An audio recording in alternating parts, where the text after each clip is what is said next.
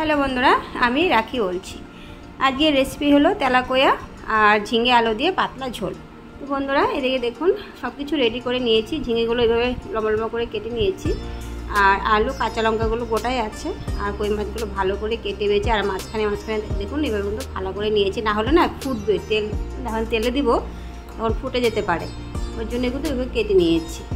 আর এদিকে নুন হলুদ দিয়ে ভালো করে ম্যারিনেট করে নেব। করে নিয়ে এদিকে কড়াই কিন্তু আগে থেকে আমি বসিয়ে দিয়েছি, দেখতেই পারলেন।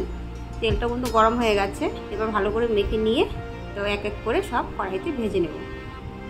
তো বন্ধুরা, পুরো রেসিপিটার সঙ্গে থেকে দেখুন, আশা করি আপনাদের ভালো লাগবে। আর যে গরম, বাপরে বাপ, অতিরিক্ত গরম, থাকা যাচ্ছে না কোনোভাবেই। তো ওই জন্য ভাবলাম যে এই তেলাকোয়া মাছ কিন্তু সর্ষে পোস্ত দিয়েও খুব ভালো লাগে খেতে, আর এইসব ভালো লাগে, মানে ঝালও ভালো লাগে, ঝাল করলে পেঁয়াজ টেস্ট দিয়ে। তো এগুলো কিছুই করলাম না, জানি এত গরম না, তো ভাবলাম যে পাতলা করে পাতলা ঝোলটাই বানিয়ে নিই, তো ওটাই ভালো সব থেকে।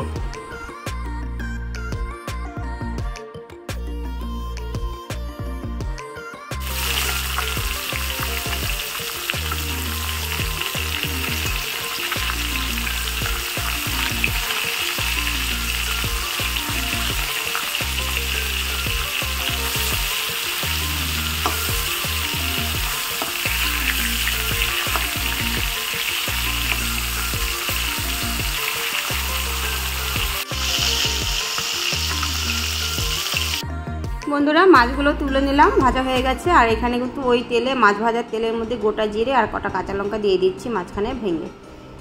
আর পেঁয়াজ দিব না, আপনারা চাইলে পেঁয়াজ দিতে পারেন। আর গরমের জন্য পেঁয়াজটা না দেওয়াই ভালো, নাহলে তো তরকারিটা নষ্ট হয়ে যাবে।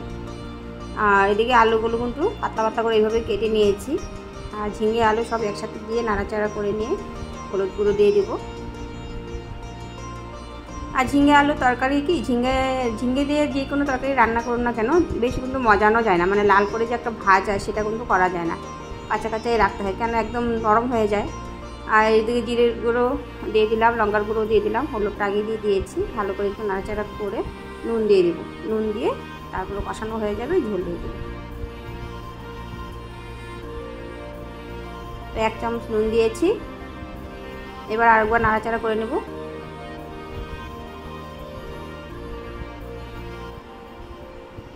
বেশি কষানোর একদমই দরকার নেই, আর বেশি কষাতে গেলেই জল ছেড়ে দেবে।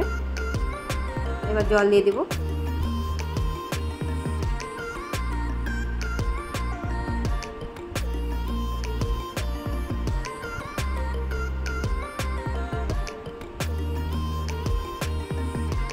আমি এখানে ½ লিটারের মতো জল দিয়েছি।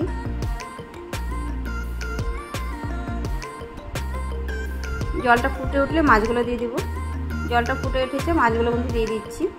মেয়ে বলেছিল 1 পিস মাছ রাখার জন্য, ও লাল করে ভেজে খাবে। তারপরে রেখে দিয়েছিলাম ভাজা মাছি, তো বললো যে না খাবো না, তুমি তরকারি দিয়ে দাও। পরে আবার কিন্তু দিয়ে দিয়েছি। বন্ধুরা, কই মাছের পাতলা ঝোলের রেসিপিটা কেমন হয়েছে অবশ্যই কিন্তু কমেন্ট করে বলবেন। তো আজকের মতো এখানেই